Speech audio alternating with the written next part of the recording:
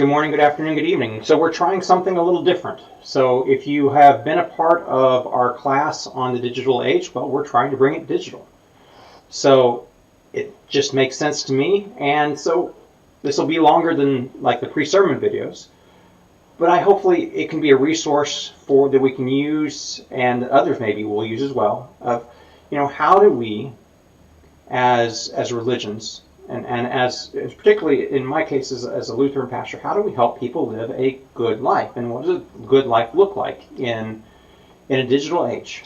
This is a question that we need to ask, frequently, but as technology changes, so does people's expectations. So, one of the ground rules I tried to set as we began this discussion as a group in our class was, on the internet, there's lots of opportunities to belittle people. I mean, it's a world where there are lots of trolls, and there's lots of times where they like to make fun of groups. And so, for example, you'll see all kinds of things where people are criticizing millennials, or they're criticizing old people, or they're criticizing people who are technophobes, afraid of technology, or they're criticizing people who are addicted to technology.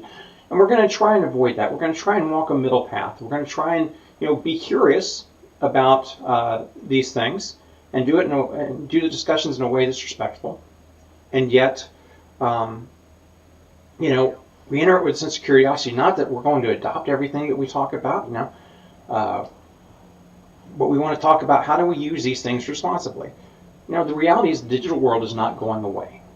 The technology that has come to be a part of our lives is not going to change. In fact, it's probably going to increase as we go on. It's changed the way we do so many things, from the way we shop, to the way we date, to the way in which we interact with one another, to the way in which we get news. I mean, there's so many things that have changed in a fairly short period of time, but it's not going away. It's not something that is going to just disappear.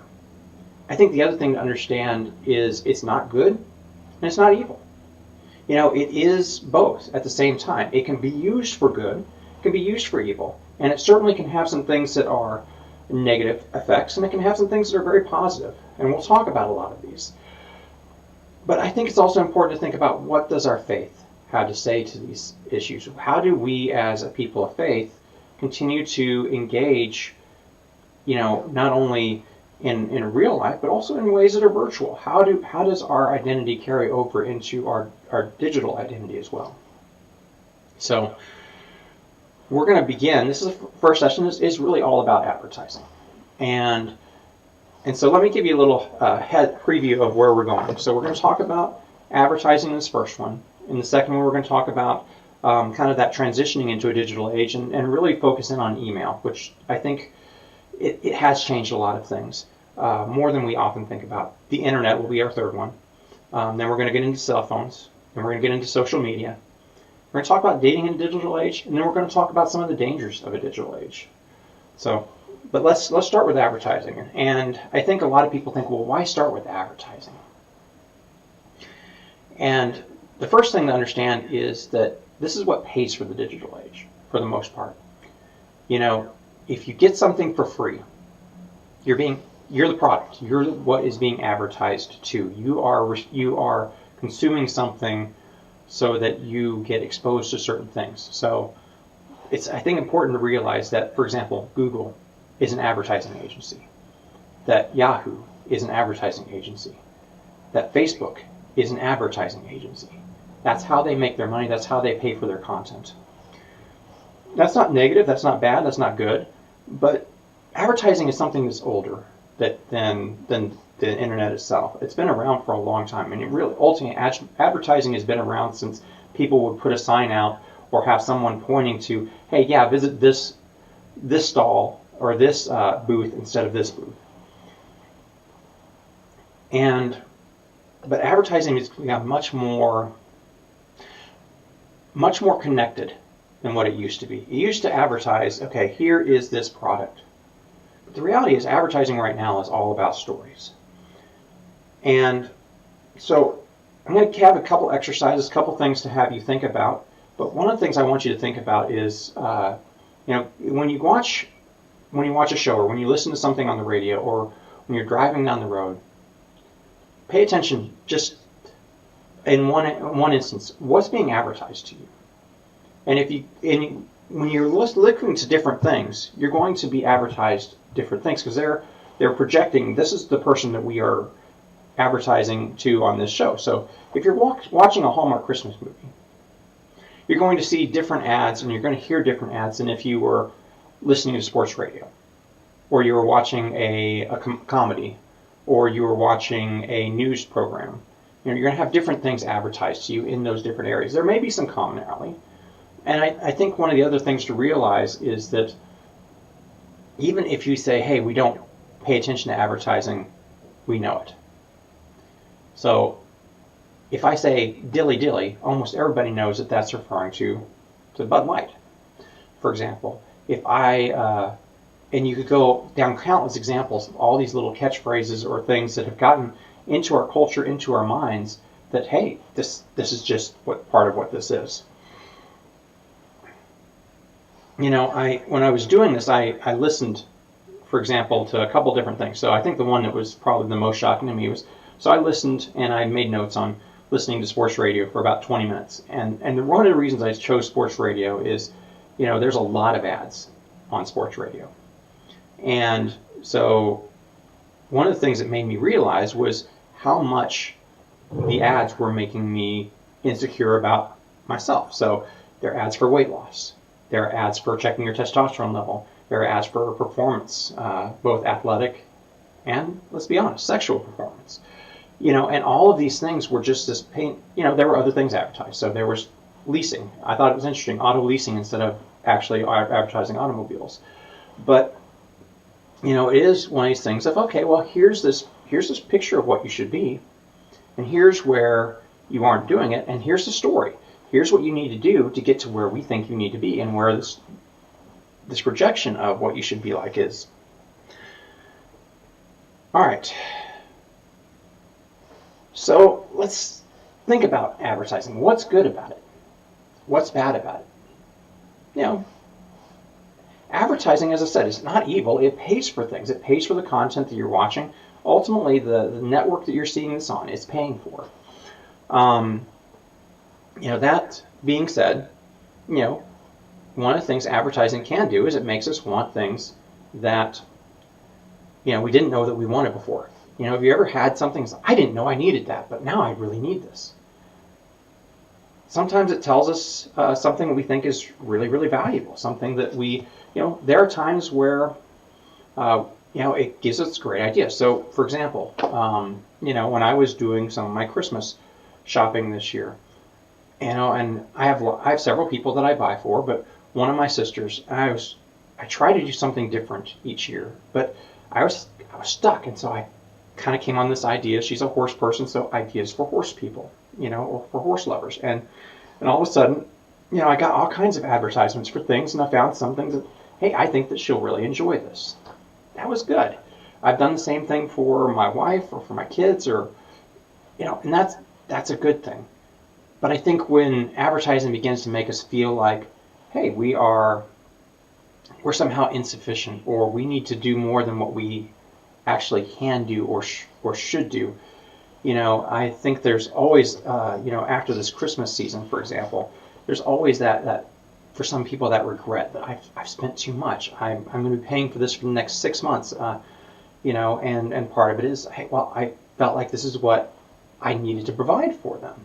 This is what I needed to do, and that may or may not be a realistic thing. So the thing to understand about advertising is advertising tells you a story. So this is a quote I'm going to take from Seth Godin. It's in a book called All Marketers Are Liars. So he writes this: all marketers tell stories. If they do it right, we believe them. We believe that wine tastes better in a $20 glass than a $1 glass. We believe that an $80,000 Porsche Cayenne is vastly superior to the $36,000 VW Touareg, even if it's virtually the same car. We believe that 225 Pumas will make our feet feel better than the no-name shoes. And we believe, and believing it, that's what makes it true. So If I were to pour an expensive bottle of wine in a solo cup, and I were to pour it in a crystal glass, I would assume that it looks better, and it probably feels like it tastes better in the crystal glass. If I go to, if I have water from my tap and then I have a bottle of water, I think a lot of people assume that the bottle of water is somehow more purified than the water that comes out of the tap. That may not be the case. It comes out of the tap somewhere.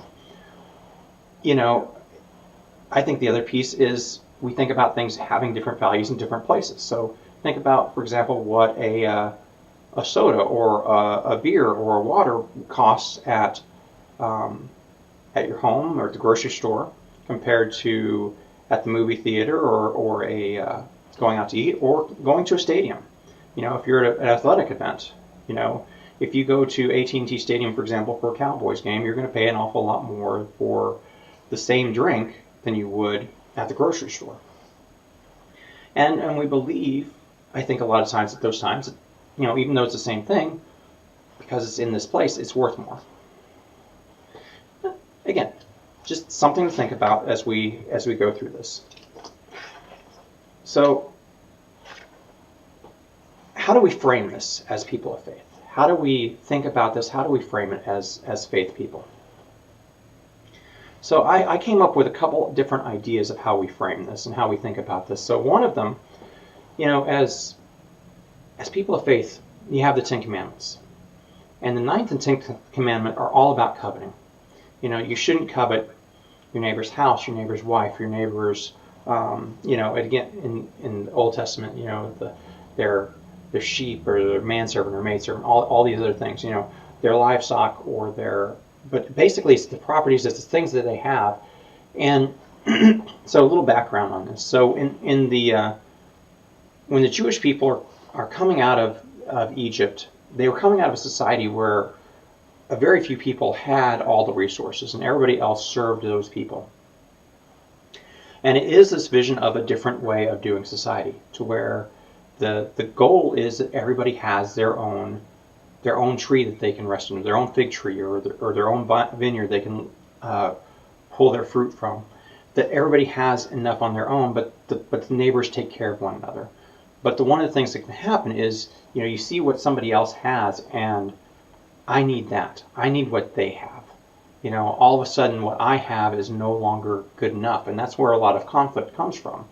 This whole idea of keeping up with the Joneses, for example, that creates in us a sense of real scarcity, that, what we have is not good enough. We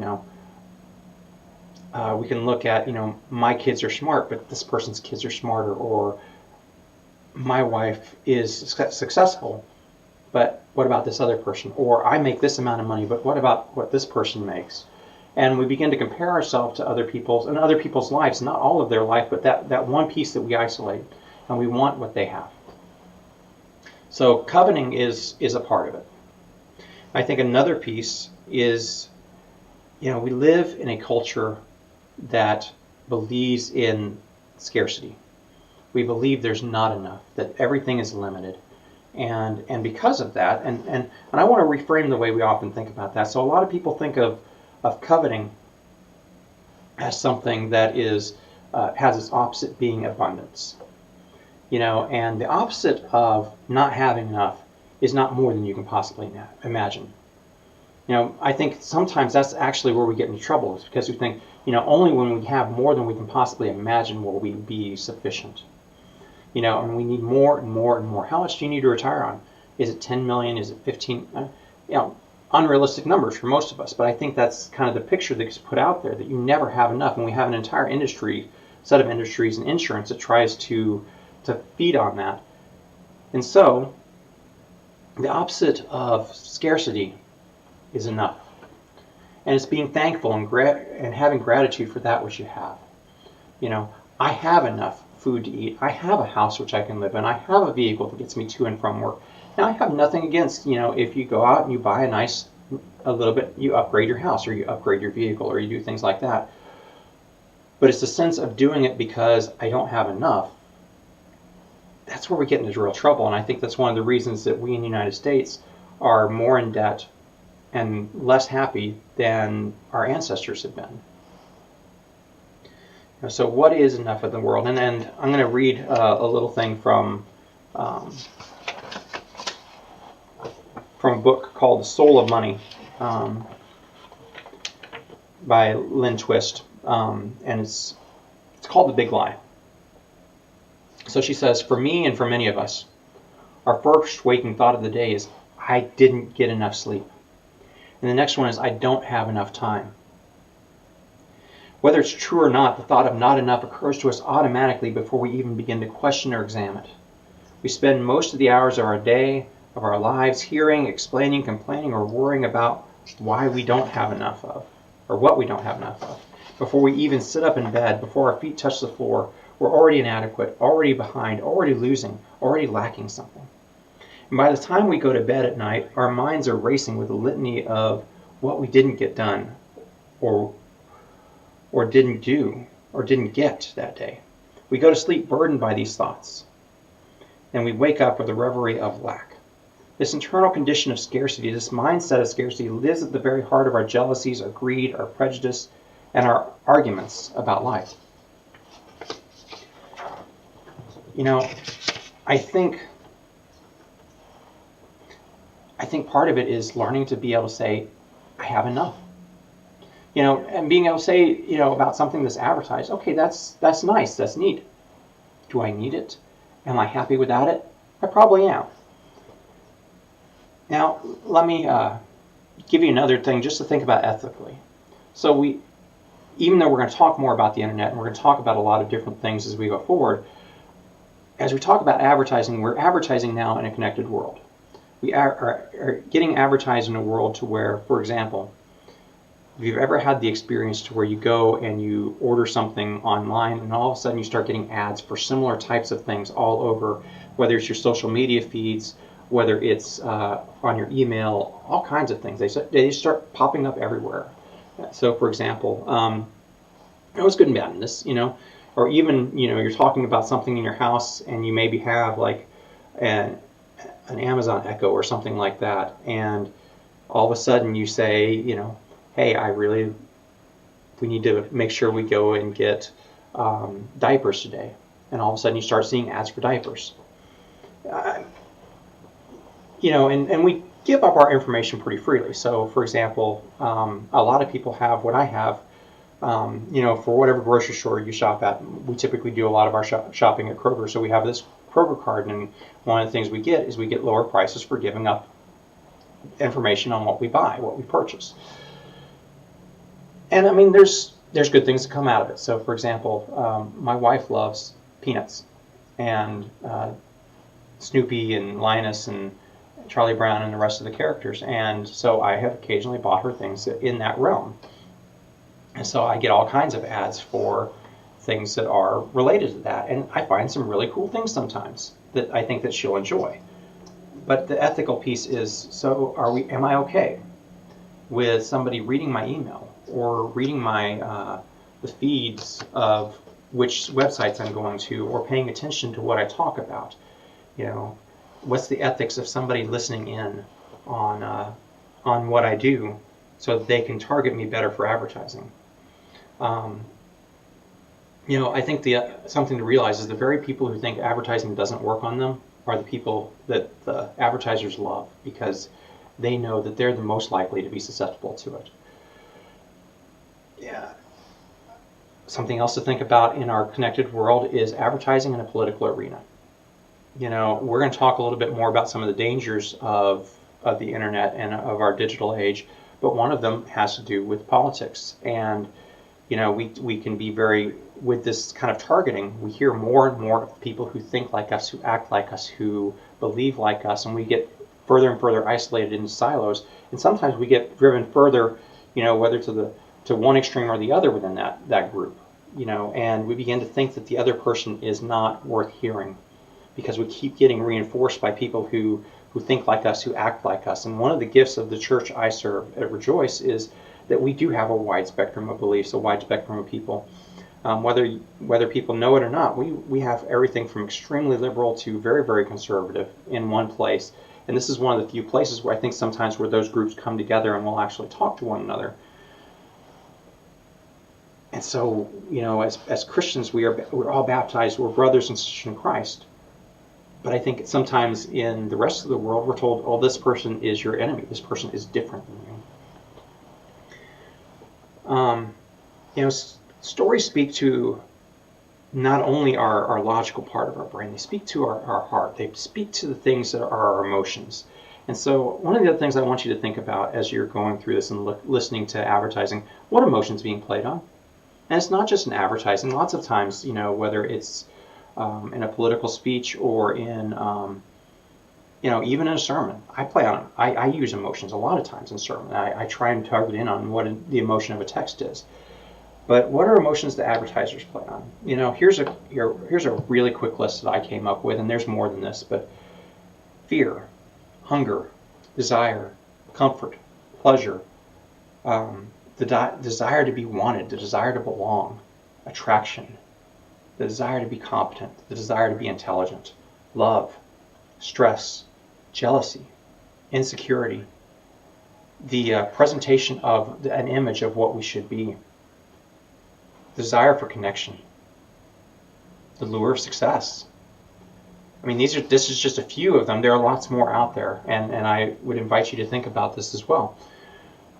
So, this is step one as we start to think about this, as we reflect on what a digital life means, and one particular piece of it. One of the things I can't replicate in this format is the discussion that we have together as a group. It was fun to be able to sit there and have people think about, okay, well, what were they watching and what got advertised to them? It was fun to have people come up with their own set of emotions and fears that were played on, for example, or to have some of the discussions that we had. But I hope that you've enjoyed this. I hope that you've found it informative and useful, and I hope it can fuel some of your own discussions as we try to think about, well, what does a good life look like in a digital age? And, in this discussion on advertising, as we wrap it up, what's being sold to you? How is it being sold? What is it playing to? What are the stories you're hearing? And then how does it reconcile with the story that we live as people of Christ, as Christians? So thank you for listening. I hope you've enjoyed this. I hope you found it beneficial. And have a blessed week. I look forward to seeing those of you who I see on Sunday.